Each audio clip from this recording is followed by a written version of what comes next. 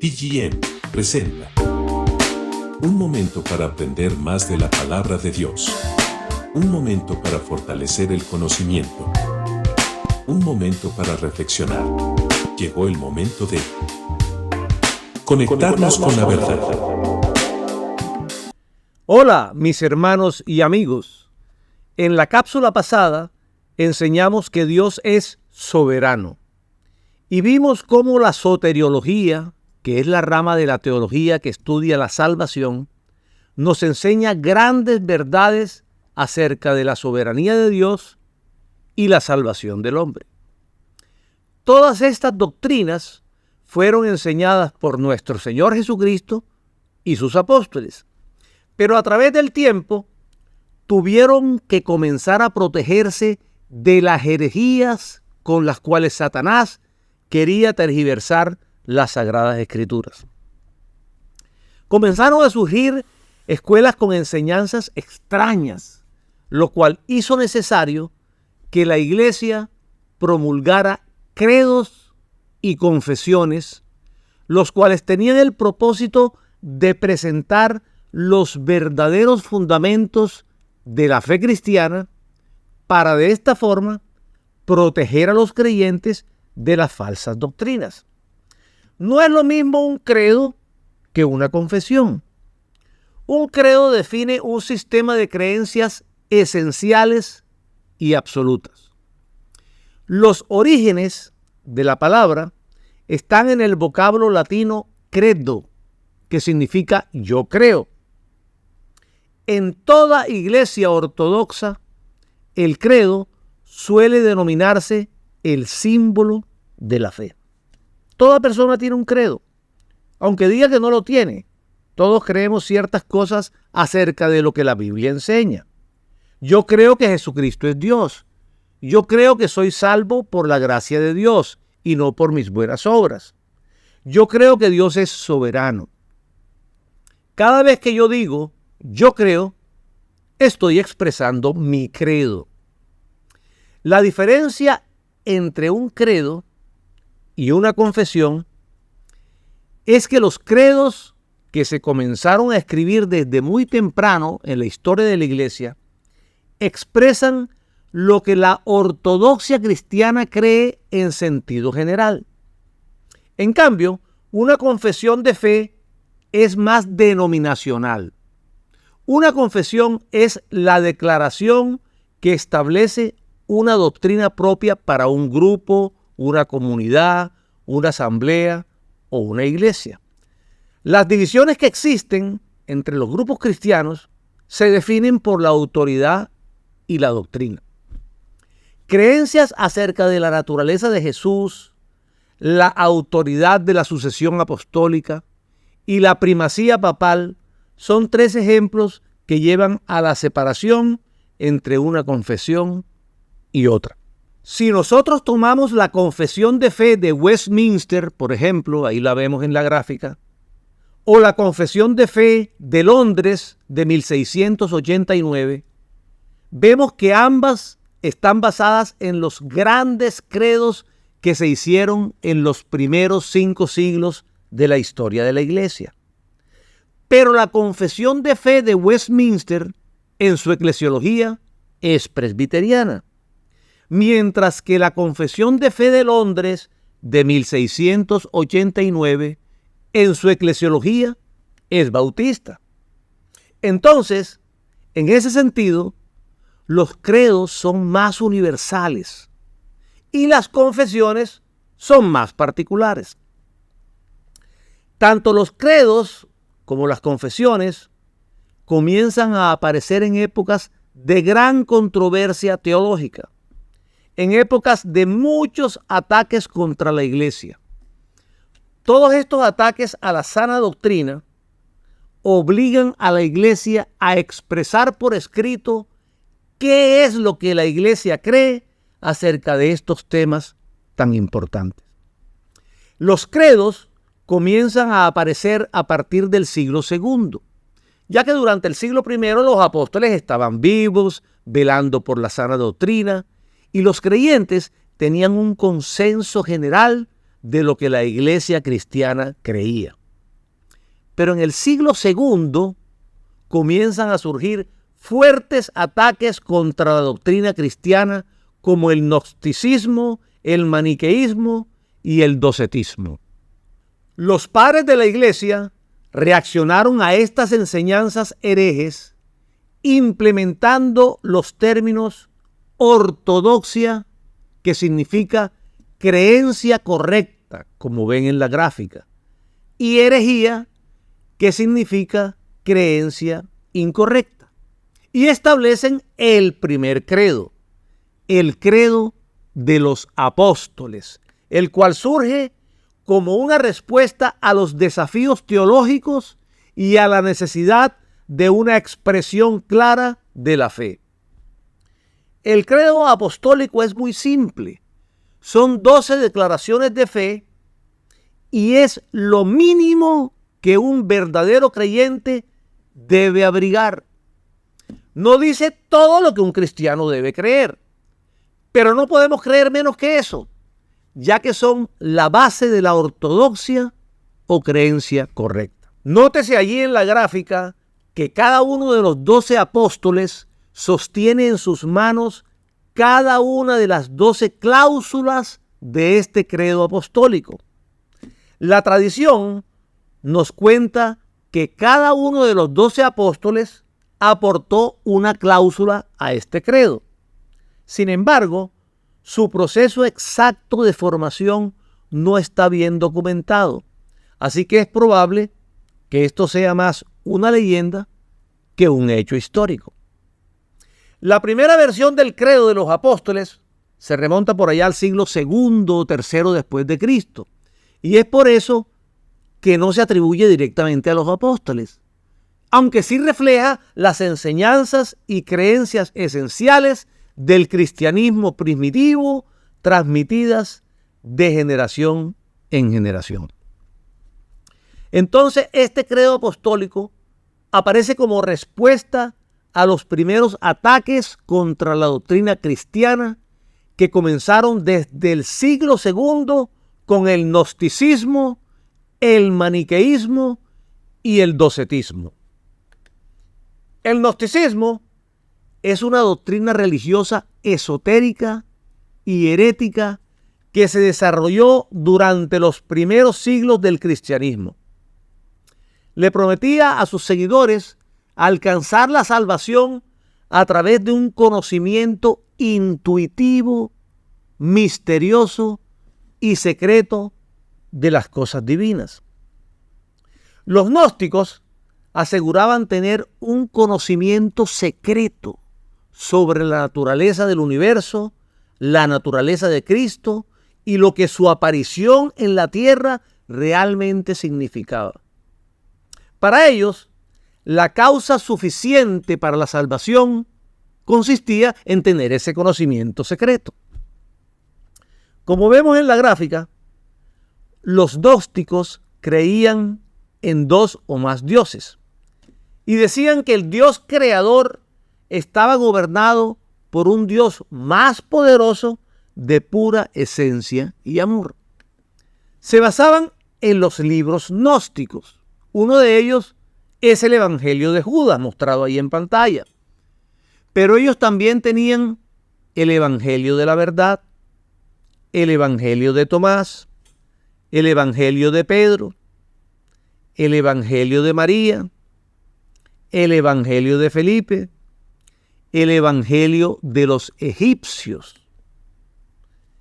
Y aquí vemos en otra gráfica el Apocalipsis de Pedro, el libro Sofía de Jesucristo, el libro Pistis Sofía, el Apócrifo de Juan, el segundo tratado del Gran Sed, la hipóstasis de los arcontes y la tripartita tractate.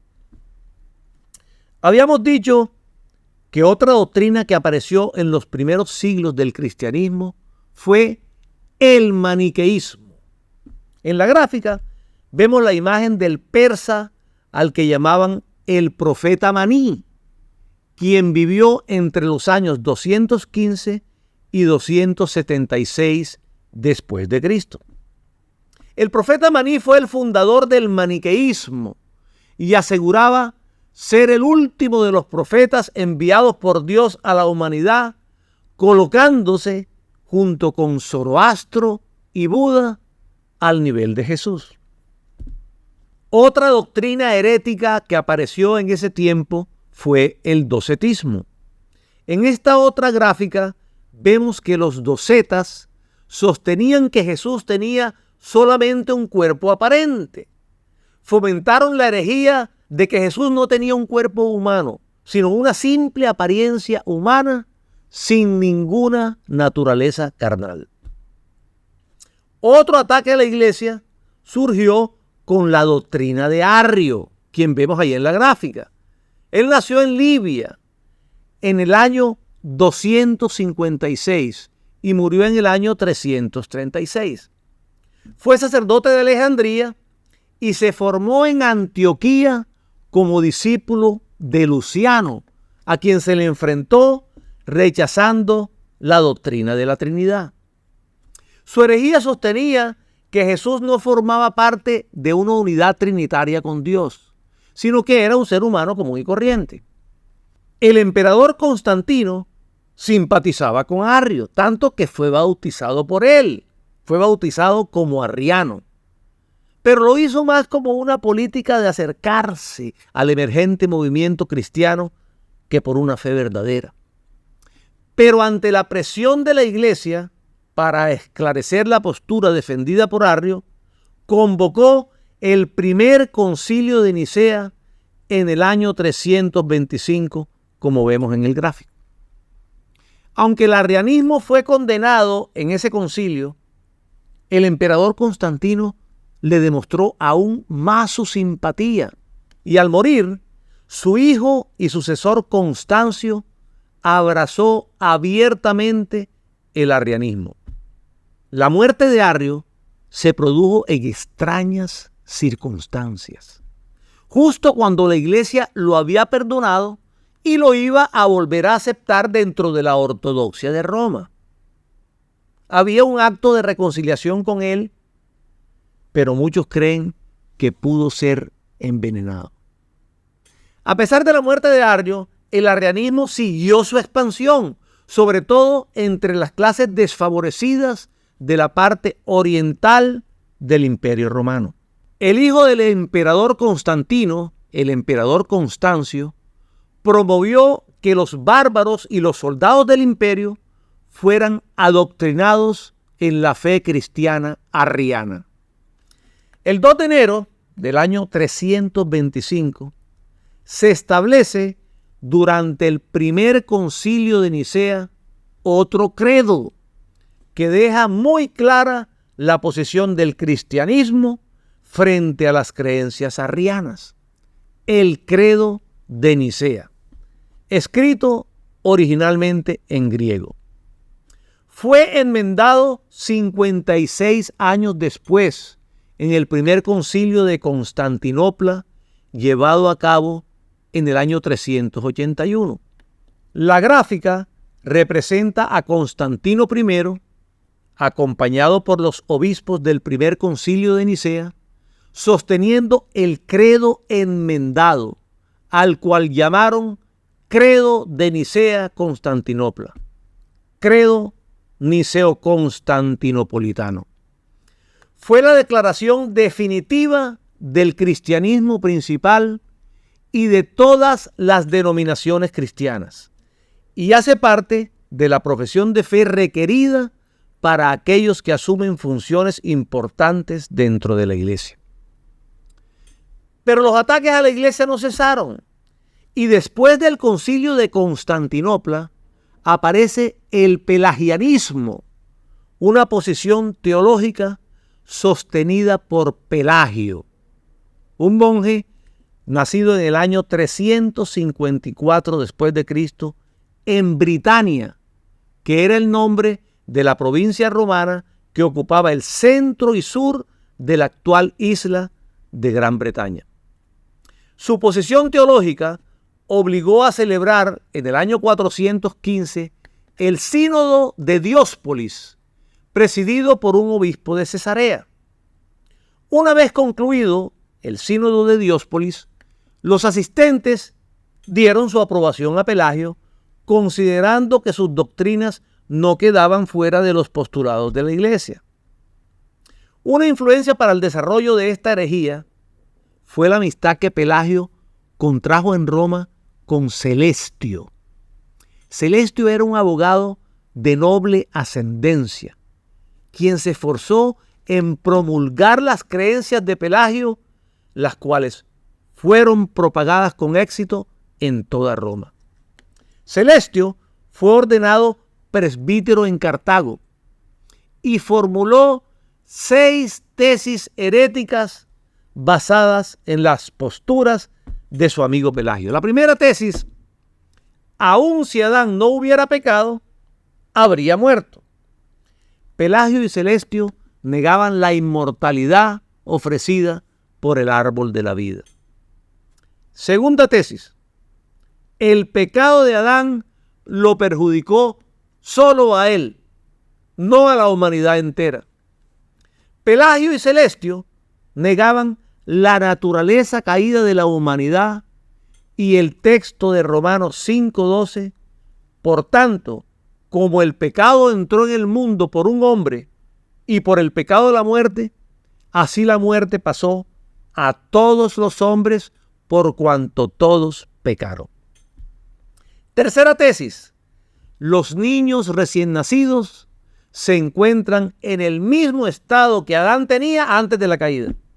O sea que Pelagio y Celestio negaban la herencia pecaminosa y el texto de Salmos capítulo 51, versículo 5. He aquí, en maldad he sido formado y en pecado me concibió mi madre. La cuarta tesis: la humanidad entera ni murió a través del pecado o de la muerte de Adán, ni resucitó a través de la resurrección de Cristo. Pelagio y Celestio negaban lo enseñado en 1 Corintios, capítulo 15, versículos 20 al 22. Mas ahora Cristo ha resucitado de los muertos. Primicias de los que durmieron es hecho.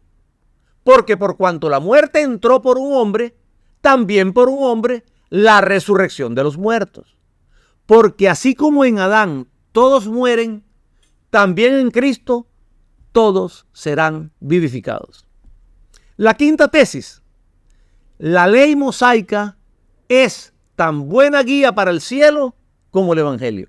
O sea que Pelagio y Celestio sostenían que los seres humanos, por gracia divina, tienen libre albedrío para alcanzar la perfección humana y tienen la capacidad de cumplir totalmente la ley.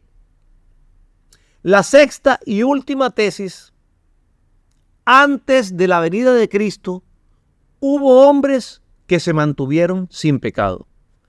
Pelagio y Celestio negaban lo enseñado en el libro de Romanos, capítulo 3, versículo 23. Por cuanto todos pecaron y están destituidos de la gloria de Dios.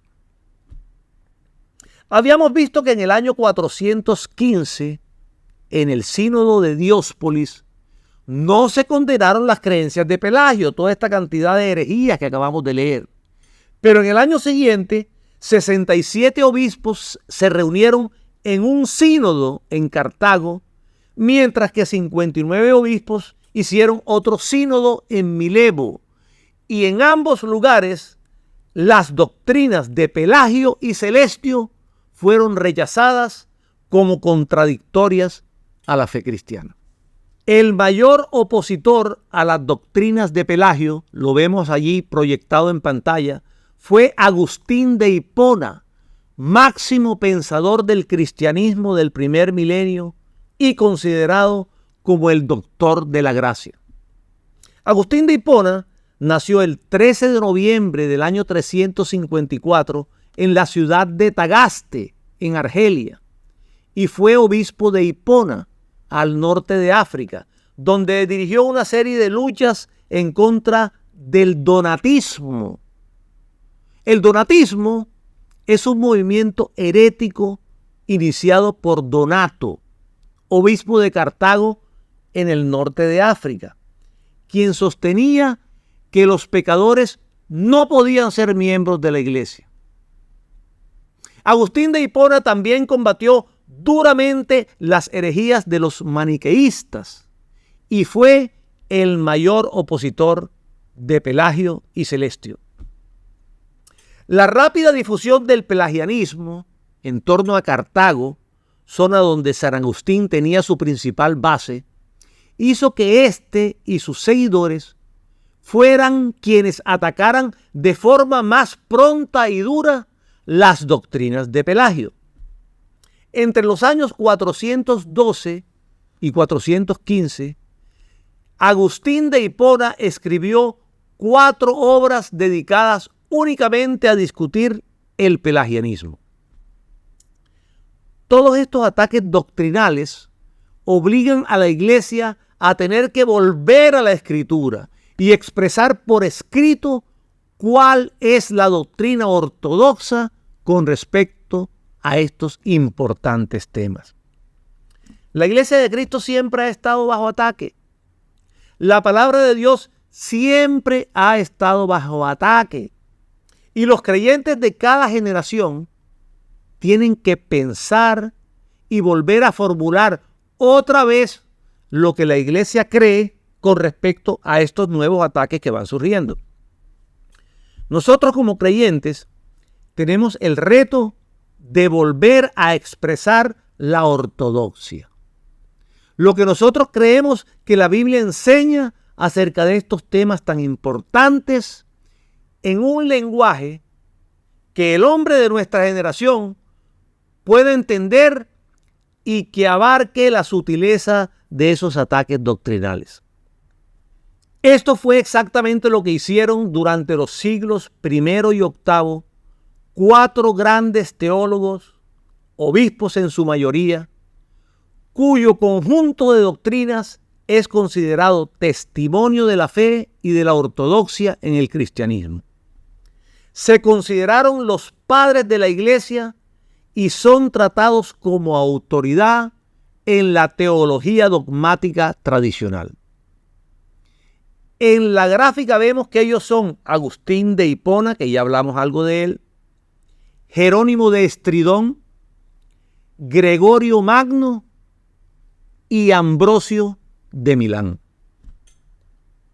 Mis amados hermanos, los invito a que investiguen sobre la vida de estos 4 grandes hombres de Dios.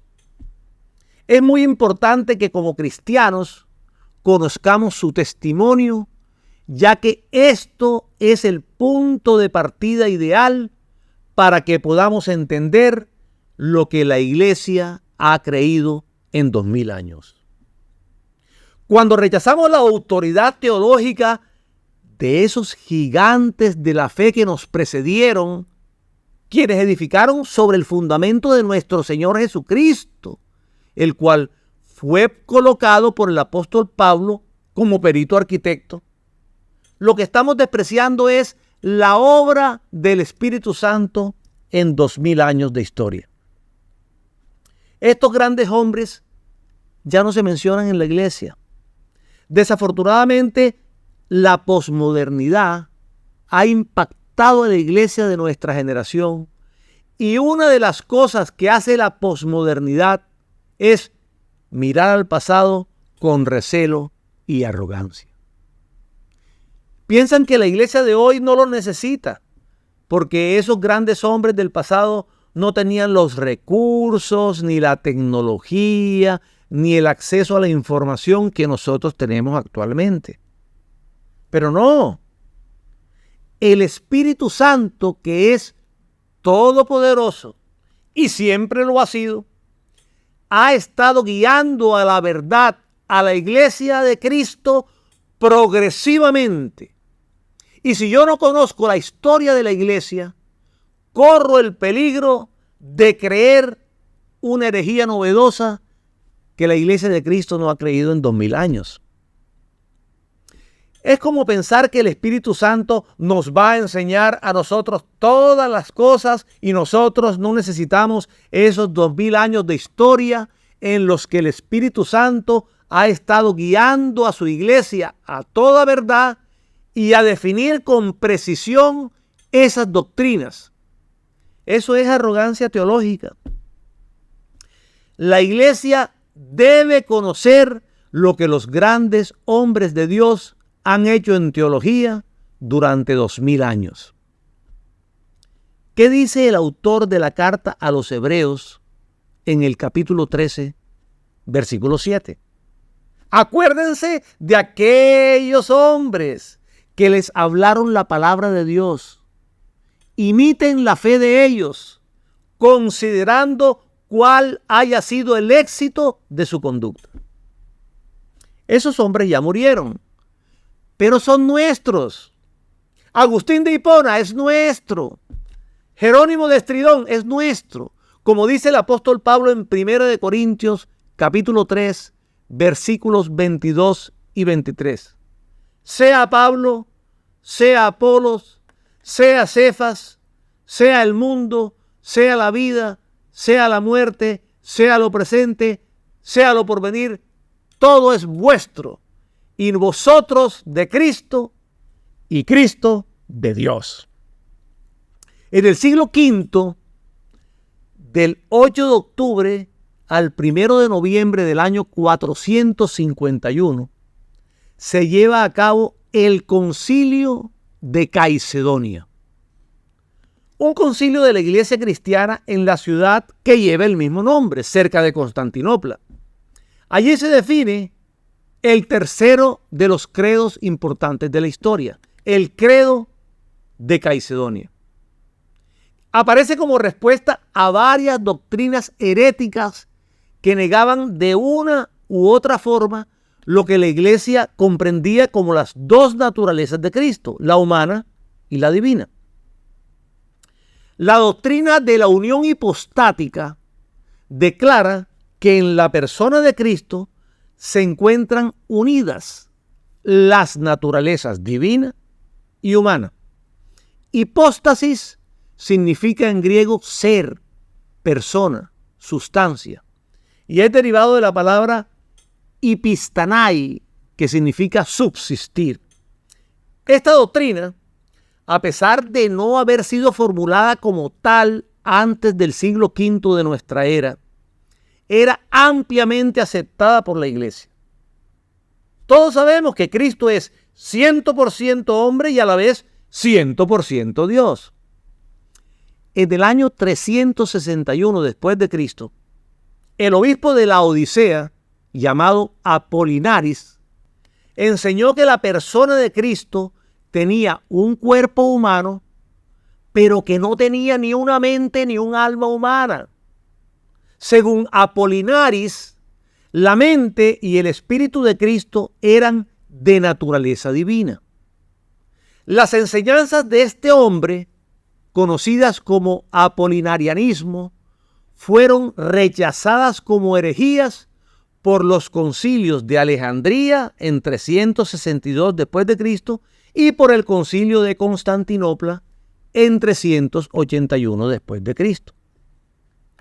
Surge luego otra enseñanza, que a pesar que se le atribuye a un hombre llamado Néstor, un popular predicador de Antioquía en 428 después de Cristo, no hay certeza que haya sido él quien inició la enseñanza de que en Cristo existen dos naturalezas totalmente separadas, la una de la otra, indicando que en Cristo existían dos personas diferentes. Esta enseñanza, llamada nestorianismo, fue rechazada como herejía y Néstor fue removido del puesto de obispo. Por último, quiero mencionar 3 confesiones de fe que fueron promulgadas después de la Reforma y que son comúnmente conocidas como las 3 formas de unidad.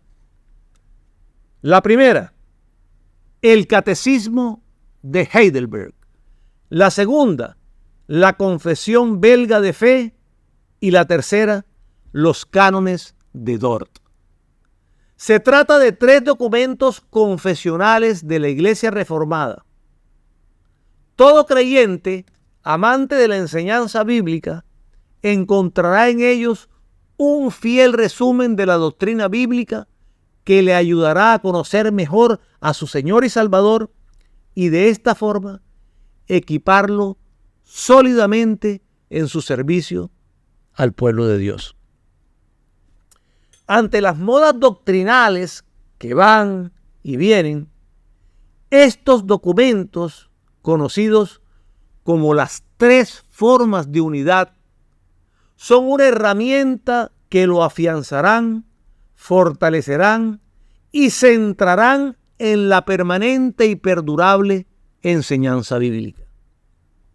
Es mi oración que Dios nos ayude a permanecer en todo tiempo firmes en la fe y libres de toda falsa doctrina. Bendiciones y cielos abiertos.